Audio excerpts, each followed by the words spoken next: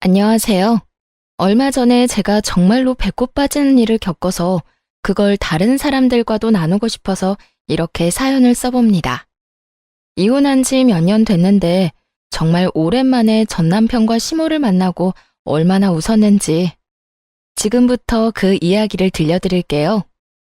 저는 30대 후반으로 자영업자예요. 전 남편과 제가 만난 건 정말 악연 중의 악연이었다고 생각해요.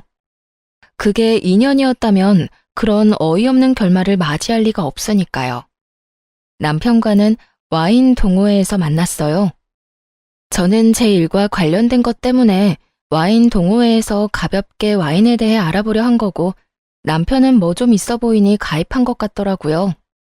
물론 그때는 그런 생각은 못했고, 그냥 다양한 데 관심 많은 사람인가 보다 했죠. 남편은 안목이 좋았어요. 아니, 비싼 걸 보는 눈이 좋았죠. 단순히 허영 때문이 아니라 중고등학교 다닐 때까지는 그래도 집안에 돈이 좀 있었대요. 그런데 건축업 경기가 안 좋았던 때가 있잖아요. 그때 다 망하고 힘들게 살았다고 하더군요. 그런 거 보면서 참 열심히 사는 것 같아 보여 마음이 갔죠. 저는 스스로 무언가를 이룰 수 있는 사람을 좋아하거든요. 제가 저 스스로 창업해서 가게를 세웠듯이 제 반려자도 그런 사람이었으면 좋겠다고 생각했거든요. 그렇게 저희는 가까워졌고 결혼 이야기도 오갔어요. 그런데 결혼을 앞두고 안 좋은 일이 생겼어요. 너 진짜로 우리 아들이랑 결혼할 거니? 우리 집이 아무리 망했다 해도 어떻게 급이 안 되는 너 같은 애랑 결혼을 시켜? 집안이 좋기를 하니 학력이 좋기를 하니 네가 양심이 있으면 우리 아들 놔줘야지. 이렇게 붙들고 있을 게 아니라. 결혼 전에는 그렇게 살갑게 굴며 교양 있어 보이던 깡마르고 왜소했던 시모는 결혼 이야기가 오가기 시작하자 노골적으로 저를 싫어하는 내색을 숨기지 않고 드러냈어요. 솔직히 기분이 정말 더럽고 짜증났죠. 이미 상견례까지 다 한 마당에 파토를 놓으려는 거예요. 그래서 어쩌고 싶으세요? 이미 상견례하고 날까지 받아놨는데 이렇게까지 마음에 안 드시면 그냥 제가 파혼해 드릴게요. 굳이 저도 매달릴 생각 없고요. 저는 그 자리에서 일어나 어깨에 가방부터 맸어요. 그리고 나가려고 했죠. 그랬더니 남편이 깜짝 놀라 제게 와서 손을 잡더군요. 그리고 시모가 그 모습을 보고 깜짝 놀라더라고요. 여태껏 제가 남편을 좋아해서 매달렸다고 생각했나 보더라고요. 그런데 사실 그렇지는 않았어요. 저는 결혼에 그다지 로망이 없는 여자였고 좋은 시기에 괜찮은 남자가 있어서 한다는 느낌밖에 없었거든요. 저기요, 갑자기 무슨 파혼이야. 우리 결혼하기로 했잖아. 엄마는 내가 설득시킬게. 어차피 엄마가 결혼하는 것도 아니고 결혼은 내가 하는 건데. 근데 부모님 반대하는 결혼해서 잘 되는 부부 못 봤어. 네가 부모님 설득시키던지 나를 놔주던지 둘 중에 하나 선택해. 그 말만 남기고 돌아섰죠. 그런데 저녁 내내 어떻게 시모를 구워 삶았는지 결국 그날 저녁에 찬성표를 받아왔더군요. 그렇지만 제 기분은 이미 상했고 결혼에 대한 생각도 반 정도는 날아갔어요. 그런데 남편이랑 살 건데 굳이 시모랑 안 좋다고 헤어질 필요 있나 싶기도 하더라고요. 오기도 생겼고요. 그래서 결국은 무사히 결혼을 하게 된 거죠. 적어도 이때 그런 거 다 포기하고 헤어졌더라면 제가 그런 치사하고 더러운 꼴은 안 보는 건데 말이죠. 생각이 짧았죠. 그렇게 결혼을 하기로 결정이 된 상태에서도 시모는 여전히 저를 탐탁치 않게 보더군요. 자기가 생각한 틀이 있는데 거기에 맞지 않는다고 생각하니 모든 게 마음에 안 들어 보였겠죠. 그렇게 모든 것이 엉망인 채로 결혼식 날이 다가왔어요. 기분은 싱숭생숭했어요. 좋다가도 기분이 다운되고 기분 나빴다가도 곧 좋아지는 상황의 연속이었어요. 그런데 시모가 결국은 결혼식장에서 친정어머니에게 기분 나쁜 티를 내더군요. 그것도 아주 무식하고 예의 없는 단순한 방식으로요. 친정엄마가 생글생글 웃으며 시모와 인사를 나누려고 가까이 다가갔을 때였어요. 아직 하객들은 오지 않는 준비 시간이었는데 시모가 그런 친정어머니를 위아래로 훑어보더니 한숨을 푹 쉬더군요. 친정어머니도 어느 정도 사정은 알고 있었지만 그래도 끝내는 찬성해줬으니 좋은 마음으로 인사를 건네려고 다가간 거였어요. 사부인, 안녕하세요. 잘 지내셨죠? 그쪽 눈에는 내가 지금 잘 지내 보여요? 얼굴에 주름지고 표정 완전히 간 건 안 보여요? 네? 웃는 얼굴에 침 뱉기도 어려운 법인데 시모는 그 어려운 걸 참 쉽게도 하더군요. 몰라서 묻는 거예요? 아니면 알고도 사람 속 뒤집어 놓으려고 묻는 거예요? 지금 딱 봐도 기분 나빠 보이지 않아요? 그쪽은 즐겁겠죠. 우리 아들만한 사위도 또 없으니까. 그런데 나는요, 며느리 될 애가 너무너무 마음에 안 들어요. 집안이 좋기를 하나, 학력이 좋기를 하나, 그렇다고 키만 몰대같이 크고 덩치도 크고 예쁜 구석이 하나도 없어요. 어디 내놓기도 부끄럽고 며느리라고 말하고 다니기도 부끄러울 지경인데 제가 화가 나서 나서려는데 그때 친정엄마가 저를 막아섰어요. 그리고는 곱게 화장된 얼굴로 교양 있게 웃고는 시모에게 말하더라고요. 그렇게 생각하셨다니까 다행이네요. 뭐가 다행이에요? 내 말 못 들었어요? 아니요. 잘 들었으니까 하는 말이죠. 왜냐면 부끄럽기는 저희도 피차일반이라서요. 그런데 사부인께서는 참 용감하시기도 하네요. 그런 말 입 밖으로 내는 게 아무래도 부담스러우실 텐데. 그런 기색도 없이 생각나는 대로 말하는 거 보니 역시 대단하신 분이네요. 저 같으면 제 얼굴에 침 뱉는 짓은 안 하고 싶으실 텐데. 하긴 이미 더러운데 더러운 거 좀 더 묻는다고 더럽지 않은 게 되지는 않죠. 저는 친정엄마의 그 말에 속으로 터지려는 웃음을 막았고 시모는 그게 무슨 말인지 이해를 못하더군요. 그게 무슨 말이에요? 누가 더럽다는 거예요? 무슨 말을 해도 이렇게 빙빙 돌려서. 어머, 기분 상하셨어요? 이상하네요. 저는 사부인 하신 말씀 그대로 다시 포장해서 들려드린 것밖에 없는데. 그럼 못 알아듣는 사부인을 위해 정리해 드릴게요. 제 딸 모자라다고 핍박하기 전에 당신 자식부터 보라는 말이었죠. 아니, 우리 아들이 뭐가 모자란데요? 지금이야 우리 가세가 좀 기울어서 그렇지. 우리 아들 내가 뭐든 고급으로 키웠어요. 시장 바닥에서 굴러먹던 인간들이 키우던 애랑은 차원이 다르다고요. 어릴 때 고급으로 키우면 뭐해요? 지금 그래서 우리 사위가 고급인가요? 이상하죠? 돈도 제 딸이 더 많이 벌고 결혼식 끝내고 돌아갈 신혼집도 제 딸이 결혼 전에 이미 사놓은 집인데 그 고급으로 키운 값은 언제쯤 볼 수 있나요? 사실 결혼 당시에 제가 이미 집이 있었기에 남편은 몸만 들어오면 되는 상황이었거든요. 이럴 때 돈이라도 보태주면 좋은데 남편이 모아둔 돈도 없어서 그냥 결혼하게 된 거죠. 친정어머니는 그걸 마음에 두고 있던 모양이었어요. 하지만 제 능력이 있어서 그렇게 하는 거고 제가 무리해서 해가는 게 아니라서 그나마 이해해 주신 거고요. 아무것도 안 해오는 사위를 웃는 얼굴로 탓하는 친정어머니를 보고는 시모도 더 이상은 할 말이 없었던 모양이에요. 뭐 팩트로 까면 할 수 있는 말이 없기는 하죠. 시모는 자기에게 불리한 상황이라 느꼈는지 저와 친정어머니를 한 번씩 째려보더니 휙 하고 먼저 나가버리더군요. 뭐 잘난 게 있다고 콧대가 저렇게 높아? 사돈지간에 교양도 없이. 내 딸이 훨씬 아깝다 이 양반아. 친정엄마는 시모가 나가고 한 바가지 욕을 퍼붓더군요. 감정이 많이 상하셨더라고요. 엄마, 진정해. 어차피 시어머니랑 사는 것도 아니고 남편이 나한테 잘해주니까 괜찮아. 그 사람이 저 반대해도 결혼하겠다고 강행했으니 알아서 방패막이 잘해주겠지. 저는 언제나처럼 남편을 믿고 있었어요. 결혼식은 무사하게 끝났지만 양가 부모님들의 감정은 정말 최악으로 치닫고 있었어요.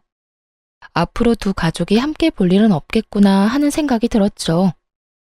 저는 결혼식이 끝나고 남편과 같이 살게 되면 시댁과의 교류는 거의 없을 거라고 생각했어요. 저도 시모도 서로 안 좋아하고 별로 가까이 하고 싶어 하지 않는데 굳이 만나야 할 일이 있을까 싶었거든요. 그런데 웬걸? 시모는 무슨 일이 있을 때마다 저를 불렀어요. 시댁에 크고 작은 행사 있을 때 있잖아요. 친척 누가 결혼을 한다거나 장례식장에 가야 한다거나 혹은 하다못해 복날, 동짓날 같은 날에도 꼭 부르더군요. 그런데 시댁에 가는 건 크게 신경 쓰이는 일이 아니었어요. 매번 밥 먹을 때만 빈정이 상해서 그렇죠. 일하는 걸 매번 시켰냐고요? 아니요. 저한테 손도 못 대게 하셨어요. 주방도 못 오게 했죠. 그리고는 본인이 다 알아서 하나씩 내왔어요. 밥이며 반찬이며.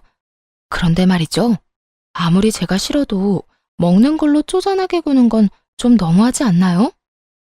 어머님, 밥 양이 좀 적은데 밥솥에 밥 있나요? 처음에 이 짓을 당했을 때 저는 그냥 시모가 잘 몰라서 그랬다고 생각했어요. 젊은 여자이니까 밥을 적게 줘야 한다고 생각하신 것 같다고요. 그래서 밥 공기에 반밖에 안 되는 밥에도 아무 생각 없이 가서 밥 좀 더 퍼와야지 하는 생각을 했거든요. 그런데 시모가 천연덕스럽게 그러더군요. 예, 밥솥에 밥 없어. 그 밥이 다야. 많이 먹으면 속 부대끼고 힘드니까 오늘은 그만 먹거라. 처음에는 밥을 적게 해서 그런가 보다 했거든요. 그런데 한두 번이 아니더라고요.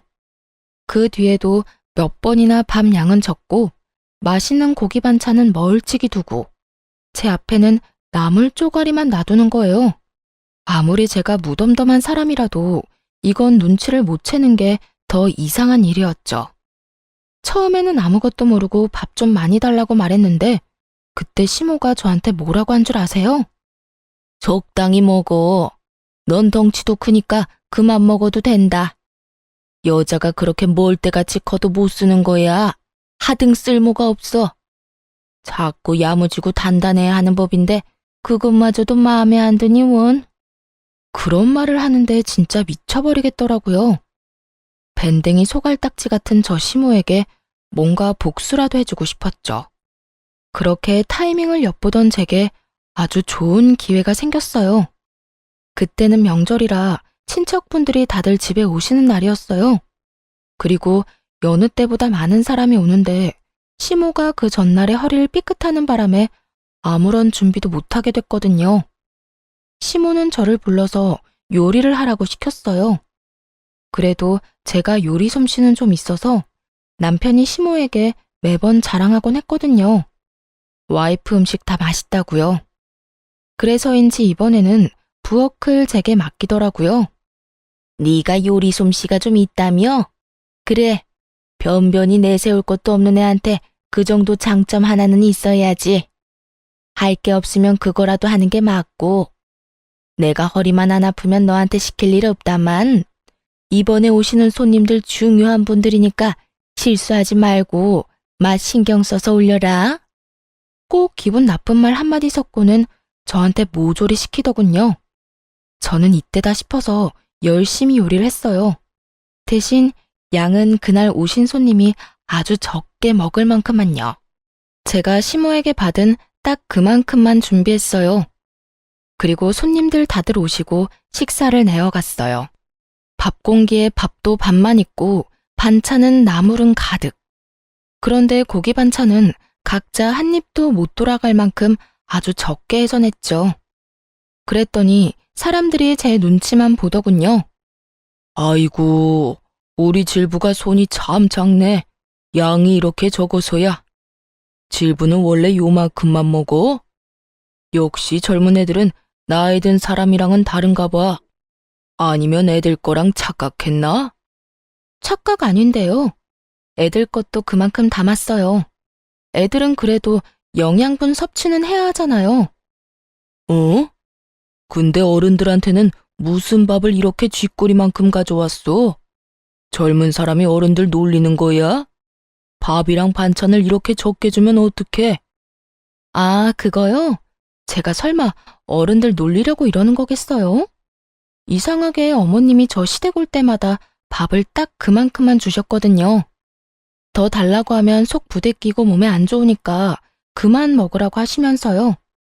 근데 저 빼고 다른 가족들은 다 밥 한 공기 든든하게 드시길래 손님한테만 건강 생각해서 밥 적게 주는 게 이 집안 가풍이구나 하고 생각했거든요. 그래서 저도 어머님이 저한테 하신 것처럼 딱 그렇게 드렸는데 마음에 안 드시나 보네요. 어쩌죠, 어머님? 저는 최대한 생글생글 속없이 웃어 보이며 시모 속 끓는 소리를 해댔고 그 말에 더 열이 받은 건 시부 쪽이었어요. 벌겋게 달아오른 시부와 그런 시부를 보고 오들오들 떠는 시모를 보며 저는 속으로 너무 통쾌함을 느끼고 있었어요. 아니, 내가 언제 너한테 그랬다고 이러니? 네? 아버님이랑 남편도 다 듣고 있었는데 그럼 제가 거짓말이나 하는 사람이라고 하시는 거예요? 이상하네요. 설마 제가 모르는 가풍이 또 있었나요? 어머님이 저한테 그런 거 가르쳐 주지 않아서 잘 모르겠어요. 아무것도 모르는 놈이 이기는 거예요. 게다가 그걸 알려줘야 할 사람이 제대로 일을 안 하면 그 화살은 모두 그 사람에게 돌아가는 거고요. 손님들이 그 밥을 앞에 두고 고사라도 지내는 듯 눈치만 보고 아무도 밥 숟가락을 들 생각도 안 하더군요. 아이고, 질부가 속이 많이 상했나 보네. 형수, 아무리 그래도 애 밥은 좀 잘 챙겨줘야지. 그런 오해를 하게 만들면 어쩌란 말이오? 우리 집안 사람들이 다 쪼잔하고 손님 대접할 줄도 모르는 사람이라고 생각하겠네. 그러니까요. 형님, 먹는 걸로는 이러지 맙시다. 그것도 며느리고 평생 안 볼 거면 모를까. 평생을 얼굴 마주치면서 살아야 하는데. 그리고 요즘 며느리들 얼마나 무서운지 알지요? 이러다가 늙고 병들면 어쩌려고 이래요. 좋은 게 좋은 거니까 너무 사람 혼내지 말고 좀 잘 대해줘요. 시집 온 지 얼마 안 된 며느리한테 쪼잔하게 밥 가지고 장난을 치셨대요. 다들 한 소리를 하는데 시모 얼굴이 부들부들 떨리더군요. 자기가 여태 저한테 한 짓을 이런 식으로 돌려받을 줄 상상도 못했나 보더라고요. 하긴 상상이라도 했으면 저한테 그런 짓을 할 리가 없었겠죠. 저는 여전히 모르쇠로 일관하고 있었고 이 일에 대답을 해야 하는 건 시모와 시부였죠. 제가 말 한두 마디 더 보태면 분위기 박살나는 걸 테니까요. 당신 도대체 무슨 짓 한 거야? 집안 망신을 혼자 다 시키고 있어. 당신이 속 좁게 쪼잔하게 굴면서 며느리 괴롭히는 거 꼭 이렇게 다른 가족들이 다 알아야겠어. 그럼 사람들이 우리를 어떻게 보겠냐고. 다음 망에서 엎어지고는 베풀 줄도 모르고 지 생각만 하는 이기적인 인간으로 비춰질 거 아니야. 생각이라는 게 있는 거야, 없는 거야? 꼭 내 얼굴에 먹칠을 해야겠어? 그게 왜 내 잘못이에요? 밥이며 반찬이며 내온 건 며느리인데 왜 내가 욕을 먹냐고요? 며느리가 당신이 하는 짓을 보고 그대로 배워서 하는 거잖아. 도대체 얼마나 먹는 걸로 치사하고 집요하게 굴었으면 며느리가 그걸 가풍으로 생각하겠냐고. 그리고 며느리 하는 일에 시어머니가 욕먹는 거는 당연한 거 아니야? 당신이 어른이잖아, 어른. 가르치고 우리 집 사람으로 만들어도 모자랄 판에 매번 그런 식으로 못됐게 구니 며느리가 당신의 뭘 보고 배우겠소? 제가 뭘 그렇게 잘못했는데요? 내가 그렇게 굴 때 당신이라고 뭐 며느리한테 좋은 말 해준 적이 있어요? 다들 모르는 척 눈 감고 있어놓고 왜 나한테만 이래요? 그렇게 저는 손 안 대고 코 시원하게 풀어냈죠. 결국 식사 자리는 파토가 났고 손님들은 식사를 하지도 못하고 밖에서 먹고 오겠다며 나가버렸죠. 근데 그 사람들 틈에 남편도 섞여 나가더군요. 이 집안에서 일어날 분란 따위 자기랑은 상관없는 일인 것처럼요. 하긴 남편이라고 몰랐겠어요. 알면서도 귀찮고 성가실 것 같으니까 입도 안 뗀 거겠죠. 진짜 웃기지도 않는 가족들이었어요. 그렇게 시모와 시부가 싸우고 저는 그걸 구경하고 있었어요. 시부는 절대 저한테 뭐라고 하지 않았거든요. 그게 뭐 때문인지는 모르겠지만 시모만 주관한 거죠. 결국 그 일이 있고 난 뒤에 시모는 저를 죽일 듯이 노려보더라고요. 그래서 저는 모르는 척 웃어줬어요. 그랬더니 속이 더 뒤집어지는지 한숨을 내리 10번도 더 내쉬더군요. 그러게 왜 처음부터 얌전한 사람을 건드리냐고요. 그것도 치사하게 먹는 거 가지고. 그날 이후로는 시모가 주는 밥은 보봉밥으로 변했어요. 적어도 음식으로 장난치는 일은 사라졌죠. 불편한 사이가 됐지만 한 번은 거쳐야 할 일이라고 생각했거든요. 싸우면 오히려 편해지는 경우도 있으니까요. 서로 안 맞다 싶으면 그냥 싸우고 서로 안 보면 그만인 거예요. 그렇게 저와 시모는 차근차근히 멀어지고 있었어요. 시모가 가만히 있을 거라고 생각하지는 않았는데 다시 저한테 시비를 걸 거라고는 생각은 안 했거든요. 그런데 다른 쪽으로 저를 내치려고 준비 중이었더라고요. 가족들 앞에서 수치를 당하고 망신을 당한 날 이후부터 바깥 생활을 못하고 있다고 들었거든요. 그게 분하고 열받았는지 남편을 통해 공격을 해오더군요. 아들, 내가 정말 이렇게 살아야겠니? 우리 힘든 시간 거쳐오면서도 너 키우는데 수만 가지 노력을 다했어. 그런데 네가 데려온 저 여자가 나를 구박하고 핍박하고 저번에 식사 자리에서 그런 것도 일부러 나한테 욕먹이려고 그런 게 틀림이 없어. 저 큰 덩치로 사람을 못 살게 구는데 이 엄마는 이제 더 이상 쟤를 며느리라고 생각할 수가 없어. 너도 봤잖니? 네 아버지한테 억울한 욕 먹고 있는데도 자기는 나 몰라라 하고 있던 거. 아들아, 너라도 내 마음 좀 알아줘, 응? 세상에 여자가 없니? 저 애보다 훨씬 괜찮고 좋은 여자 널리고 널렸어. 네가 고작 저런 여자한테 홀려서 결혼한 것도 마음에 안 드는데 여기서 저 여자 편들면 엄마 진짜 억장이 무너져. 시모가 눈물을 흘리며 하는 하소연에 저는 그저 어이가 없었어요. 제가 시모를 때릴 일도 없고 구박하고 핍박할 일은 더더욱 없었죠. 오히려 시모가 저를 그렇게 대한 것이 태반인데 그런 시모가 저런 말을 하니. 하지만 식사 자리에서 일부러 욕먹이려고 한 건 제 의도가 맞긴 했죠. 저는 남편이 그런 헛소리에 넘어갈 거라고는 생각도 안 했어요. 그런데 제 예상이 완전 보기 좋게 박살났죠.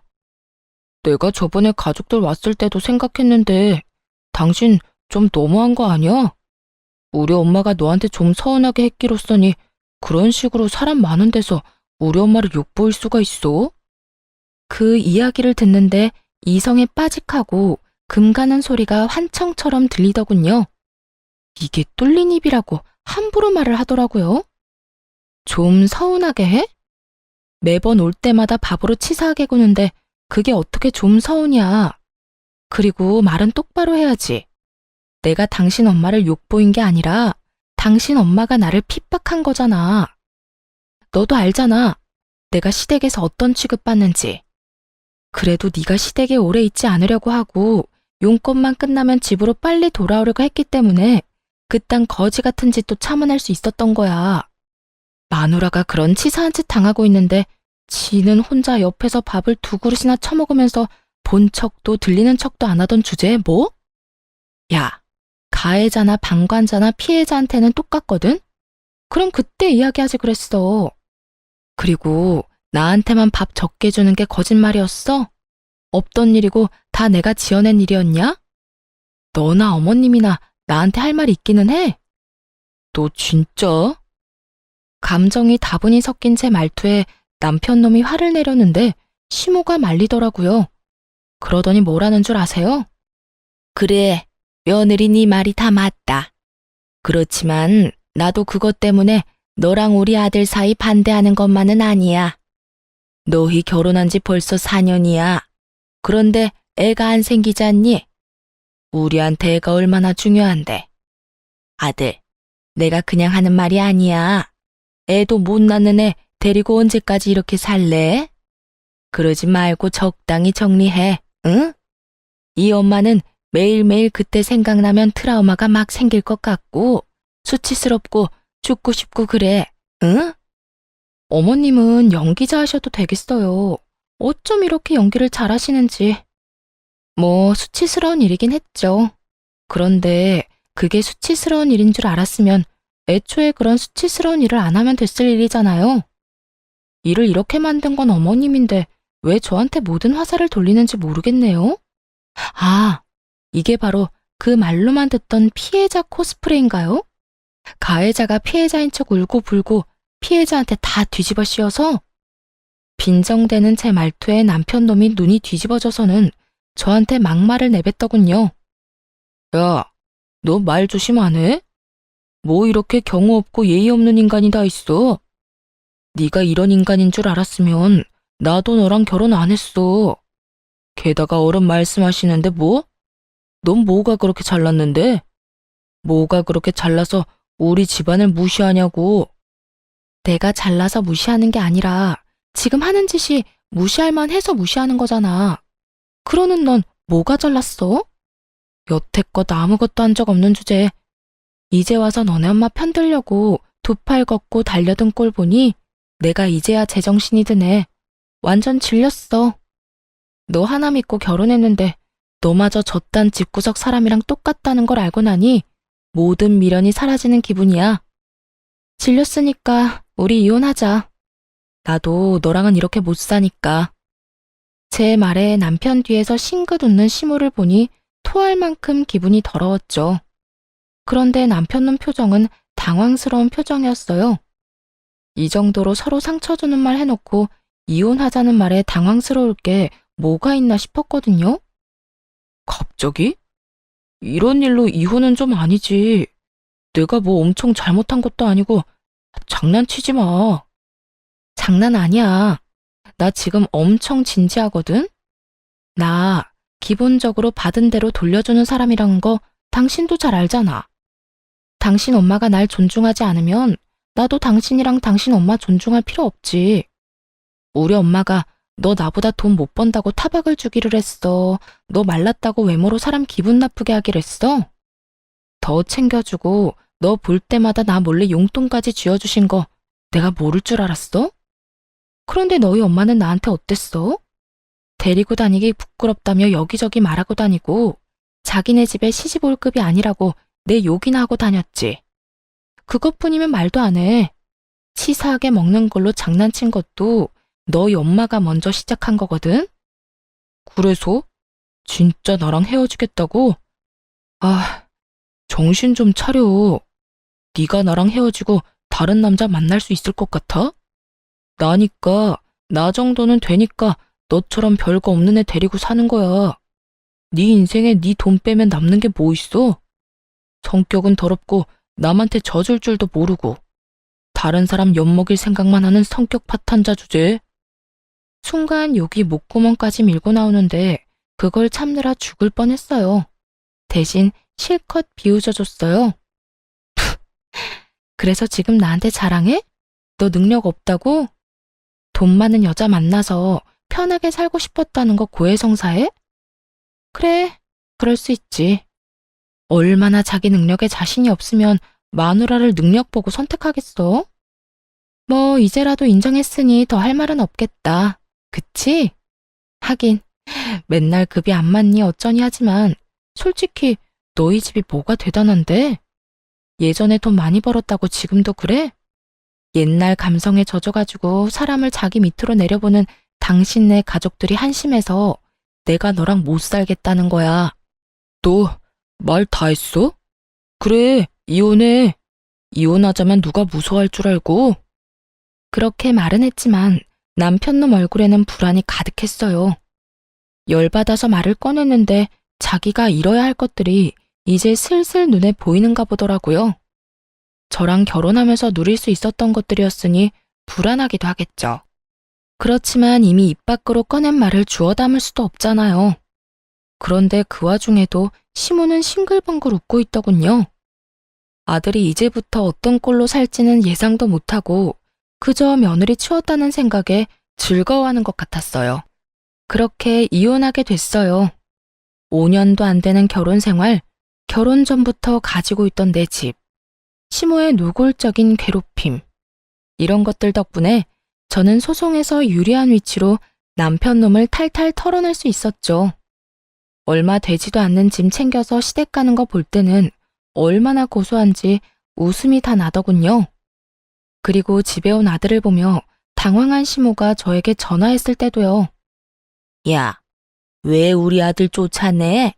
아니, 아들이 나올 게 아니라 그 집도 재산 분할해야 하는 거 아니야? 결혼 전에 들고 온 재산은 재산 분할 거의 안 돼요. 특유 재산이라고 하더라고요. 그리고 결혼 기간이 5년도 안 돼서 이 집에 대한 기여도 측정에 어려움도 있고요. 뭐 제 입으로 말하기 입만 아프고 설명해도 못 알아들으실 것 같으니까 본인들 변호사한테 물어보세요. 그러면 빠르고 정확하게 왜 그 사람이 소송해서 졌는지 알려줄 거예요. 하긴 집안에 뭐 도움되는 일을 했어야 말이죠. 돈만 축내는 주제에 눈만 더럽게 높아가지고 욕심은 또 얼마나 많은지.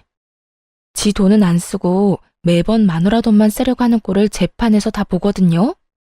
그렇게 이혼 원한다더니 속 시원하죠? 저도 속 시원해요. 집에 살던 거머리 하나 떼어낸 기분에 앞으로 그 거머리 속으로 안 들어가도 된다고 생각하니까. 거머리? 너 지금 우리 아들한테 거머리라고? 그럼 거머리가 아니면 뭔데요? 이제 남남이니까 이런 식으로 전화해서 사람 속 긁지 마시고 변호사 통해서 알아보세요. 앞으로 연락하지 마시고요. 역시 끊어내야 마음이 편한 일이 있더군요. 그렇게 이혼하고 저는 새로운 삶을 살게 됐어요. 매번 덩치 크다는 시모 말에 살도 좀 더 빼고 일도 공격적으로 했어요. 이때는 그런 생각을 했거든요. 영원할 줄 알았던 결혼 생활이 무너지니 남자는 곁을 지켜줄 수 있는 존재가 아니라고요.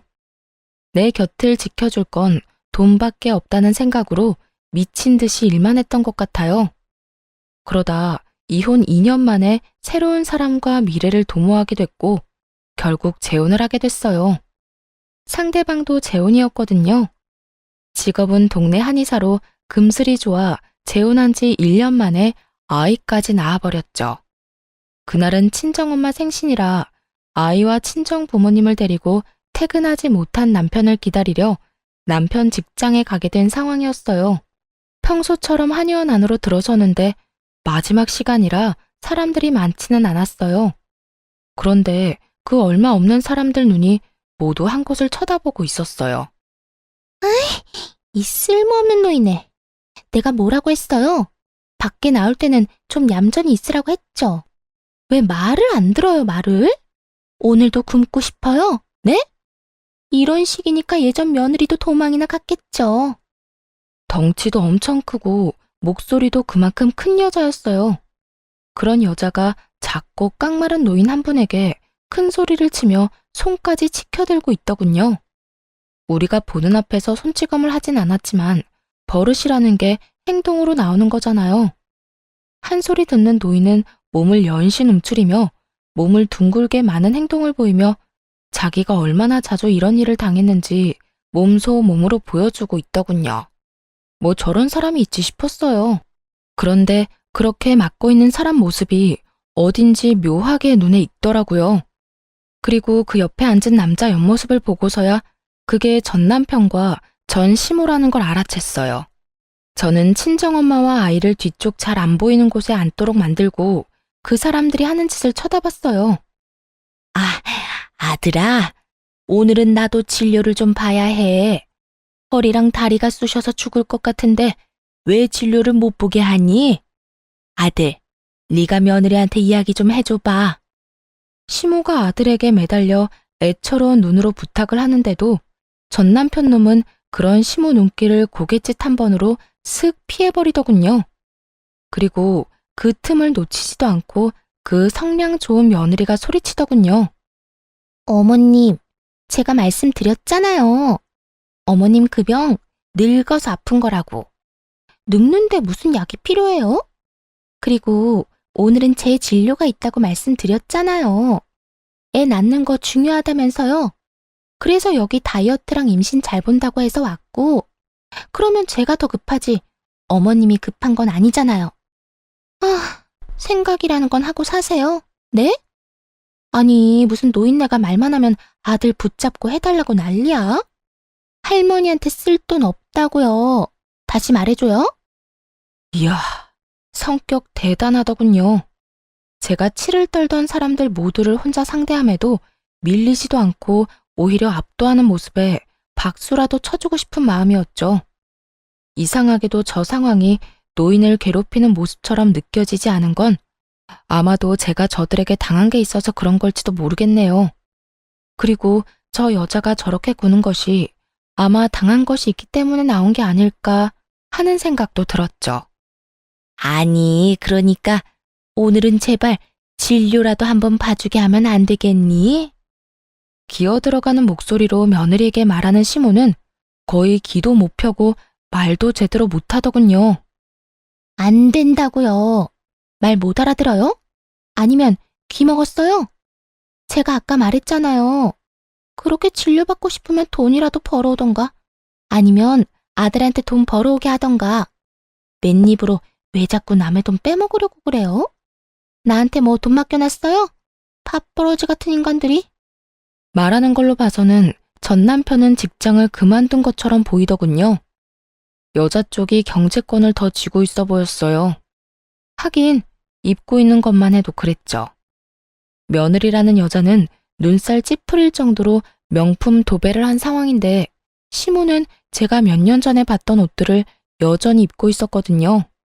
게다가 관리도 제대로 안 되는지 다 쭈그라게 돼서 정말 보기 안타까울 정도의 수준이었거든요. 게다가 며느리가 한 번 큰 소리 내자 움찔하며 어깨를 움츠리는 모습을 보니 한두 번 당한 건 아닌 것 같았어요. 게다가 시모 움직임에 그 며느리도 같이 반응하더군요. 시모가 자리에서 일어나자 며느리가 시모 팔을 확 붙잡아 당겨 강제로 앉히더군요. 어디 가세요? 가만히 있으란 말 못 들었어요?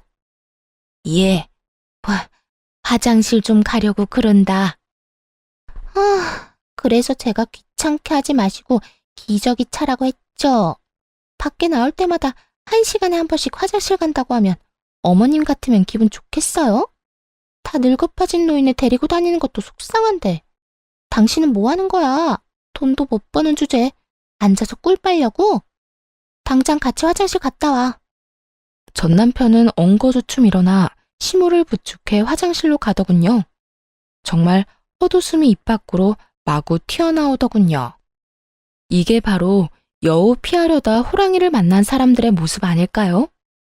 시모의 모습은 호랑이보다 더 무서운 존재를 만난 것처럼 보였으니까요. 화장실이 저희 쪽 통로에 있어서 지나가는데 전 남편 놈이 저희 친정엄마를 알아본 것 같더라고요. 그런데 이미 화장실 가는 중이라 눈으로만 빤히 쳐다보고 들어가더군요. 그 사이 전 남편의 재혼녀가 제 남편 부름을 받고 진료실로 들어갔어요. 그런데 정말 웃긴 게 밖에서 시어머니 쥐잡듯이 잡던 여자가 간호사가 부르는 이름에는 네 하면서 굉장히 애교 있는 목소리로 답하고 들어가더라고요. 그 차이가 너무 뻔히 보여서 웃겼죠. 전 남편과 전 시모가 화장실에서 돌아오는 길에 자기 마누라가 없는 걸 확인하고는 저희 친정엄마 쪽으로 다가오더군요. 오랜만입니다. 그래, 오랜만이네. 이런 데서 볼 줄은 몰랐는데 한국도 참 좁군. 그렇네요. 잘 지내셨죠? 잘 지냈지. 근데 자네는 잘 지내는 것처럼은 안 보이네만. 엄마의 뼈 때리는 말에 전 남편이 잠시 멈칫하더니 씩 웃으며 엄마에게 한마디 툭 꺼내더군요. 그 사람은 잘 지내고 있습니까? 결혼은 했어요. 그 성격에 재혼하기 힘들 텐데. 떨어진 자기 자존심을 나로 회복하고 싶어 하는 것 같더라고요. 제가 재혼을 절대 못할 거라고 생각했나 봐요. 옆에 있던 지 전 마누라도 못 알아보면서 재혼은 했지. 아주 좋은 사람이랑 했어. 능력도 있고 심지어 인성도 바르지. 말로는 누가 그런 말 못해요. 그렇지. 그런데 자네도 내 사위 직장에 와 있지 않은가? 사위 직장이요? 그래. 여기 한의원 원장이 내 사위일세. 자네도 진료보니 여기 온 거 아니야? 사람 참 괜찮아. 수더분하고 권위의식이나 자존심이 높은 것도 아니고 사람한테 잘 맞춰줄 줄 아는 참 제대로 된 사람이지. 그 이야기에 전 남편이 놀란 듯 눈을 크게 뜨더군요. 그러다 엄마가 호호하며 웃으며 전 남편에게 말하더군요. 오늘 내 생일이라고 사위가 식사를 같이 하자고 하더라고. 그래서 사위랑 딸이랑 손주랑 다 같이 여기 온 거지. 너 왜 거기서 모르는 사람처럼 서 있어? 엄마가 전 남편 앞으로 저를 끌어당기며 말했죠. 둘은 귀신이라도 본 것처럼 깜짝 놀라더군요. 그럴 리가. 네가 여기 원장님 사모님이라고? 네 남편이 한의사라고? 네, 제 남편이 여기 원장이에요. 오랜만이네요. 반갑다고 하기에는 좀 그렇네요. 잘 못 지내시는 것 같아서. 당신이 재혼을 했다고? 응. 당신이랑 당신 어머니가 나한테 준 충격요법이 꽤나 도움이 된 모양이야. 그래서 고맙다는 말은 한번 해주고 싶었어. 여기 있는 두 사람 덕분에 똥 차버리고 좋은 차 타게 됐잖아. 게다가 애도 낳고 잘 살고 있고. 그때는 애가 안 생기는 게 참 답답했는데 지금 생각하면 그게 운명이었던 거지. 애 낳고 이혼했었어 봐. 얼마나 복잡했겠어? 그리고 재혼하는 것도 힘들었겠지. 근데 당신 와이프는 애 낳으려고 한의원 찾았나 봐. 참 이상하다. 나도 그렇고 저 여자도 그렇고 애 안 생기는 거 보면 딱히 여자 문제만도 아닌 것 같은데. 뭐 내가 신경 쓸 건 아니지. 난 이제 애가 있으니까. 뭐? 똥쳐? 너 지금 나한테 똥차라고 했어? 그리고 은근히 지금 사람을 고자로 몰아가는 거야. 응, 그럼 아니야? 너 여자 능력 보고 결혼하는 무능력자잖아. 내가 너한테 헌신하는 동안 너는 내 등골 빼먹으려고 했고, 똥차라기보다는 거머리인가? 뭐 거기서 거기겠지만. 그리고 충고하는데 당신도 비뇨기과 진료 한번 봐. 내 생각엔 여자 둘이 모두 자연 임신을 못 시키는 건 분명히 생식 능력에 문제 있는 거라니까. 근데 그런 거면 당신 지금 와이프한테 잘해야겠다. 경제적인 능력도 꽝인데 그 능력도 꽝이면 당신 마누라는 도대체 무슨 재미로 산다니? 제 말에 전 남편 놈이 부들부들 떨며 노려보더라고요. 싹 무시하고 시모 얼굴 보며 말을 이어갔어요. 아, 그리고 당신 어머님은 내가 있던 때보다 더 잘 사는 것 같아서 보기 좋네. 하긴 나랑 안 맞아서 스트레스 많이 받으셨으니까. 새로 들인 며느리는 좋은 사람 들였겠죠. 그렇잖아도 저랑 저 사람 떼어놓을 때는 저 말고 세상에 좋은 여자 많다고 하셨잖아요. 어때요? 두 번째 며느리는 잘 맞으시죠? 시침이 뚝 떼고 두 사람 사이를 묻자 시모 얼굴이 확 굳어버리더군요. 잘 맞을 리가 없죠. 그렇게 구박을 당하고 있는데 그런데 시모가 순간 얼굴이 확 일그러지더군요. 아, 아가, 미안했다. 내가 왜 그런 짓을 저질렀는지 모르겠어. 요즘 내가 어떻게 사는지 아니? 아들놈이 새로 데려온 여자가 나를 구박하고 핍박하고 우리 집 재산도 다 가져가고 내가 지금 전현 감시 때문에 하소연할 곳도 없어서. 어머니, 그만하세요. 여기서 뭐 하시는 거예요? 뜬금없이 울며 저에게 동정표를 사려던 시모에게 전 남편이 확 소리를 지르더군요. 그런데 시모도 지지 않고 더 화를 내더군요. 아까 쭈그려 있을 때 모습과는 사뭇 달랐죠. 왜 화내? 네가 저런 여자만 안 데려왔어도 내가 이런 꼴로 다닐 일도 없었어. 어떻게 여자를 데려와도 저런 걸 데려와? 목청은 커서 사람 질리게 만드는 데다가 밥도 못 먹게 해. 돈도 못 쓰게 해. 이 나이에 집에서 식모질이나 해. 그리고 너는 아까도 나 괴롭히는 애한테 하지 말라는 말도 못 해. 너 대체 무슨 약점 잡힌 거야? 약점 잡힌 거 아니에요. 그리고 어머니가 그런 말 하시면 안 되죠. 이 사람이랑 헤어지게 만든 건 어머니잖아요. 그래놓고 이제 와서 다른 소리 하시면 어떡하냐고요. 엄마 노망 났어요? 진짜 치매라도 걸린 거예요. 자기가 한 짓은 다 있고 지금 내 탓하는 거냐고요. 너도 나 치매로 몰아갈 거냐? 네 마누라가 나 요양원에 쳐넣으려고 밑밥 가는 거 내가 모를 줄 알았어? 너도 알고 있었지? 그리고 내가 이럴 줄 알기나 했어? 이럴 줄 몰랐으니 하는 이야기지. 내가 좀 건드렸다고 마누라랑 그렇게 후다닥 이혼하는 네 놈도 잘한 건 없잖아. 차라리 네 전 마누라가 훨씬 나았어 이거사. 네가 말년에 나를 피말려 죽이려고? 저와 친정엄마를 앞에 두고 두 사람이 서로 네 탓이네, 네가 잘못했네, 남들 탓만 하고 있더라고요. 누가 누굴 탓하나요? 둘 다 똑같은 인간들인데. 둘이서 티격태격하는데 마지막 진료가 끝났는지 그 여자가 밖으로 나왔더군요. 그리고는 시모와 전 남편이 있는 곳으로 걸어왔어요. 지금 뭐 하는 거야? 당신 엄마, 당신이 알아서 하라고 했어, 안 했어? 이런 데까지 와서 소란 피우면 어쩌자는 건데? 요양원 쳐놓겠다는 말이 농담처럼 들려? 미안하다. 나는 아는 사람을 만나서. 급격히 쪼그라든 전 시모가 저를 보며 아는 사람이라고 말하자 그 여자가 저를 아래 위로 훑어보더니 묻더군요. 그쪽은 누구세요? 아, 죄송해요. 저는 이한의원 원장님 와이프예요. 어머, 사모님이셨구나. 어쩐지 태가 다르다고 생각했어요. 저 요새 원장님 진료받는데 너무 친절하시고 좋은 거 있죠? 저도 빨리 이세 가져야 하는데 몸이 안 따라줘서 한약 먹으면서 몸 만들고 있어요. 저희 어머님이 한의원 자주 왔었나 봐요. 얼굴까지 알 정도면. 아시겠지만 연세 너무 많으면 하는 말들이 다 정상은 아니잖아요. 아프다고는 하는데 그 나이 먹고 안 아픈 사람도 없고, 그리고 하는 일도 없이 집에서 빈둥대기만 하는 사람이 아플 리도 없고 말이죠.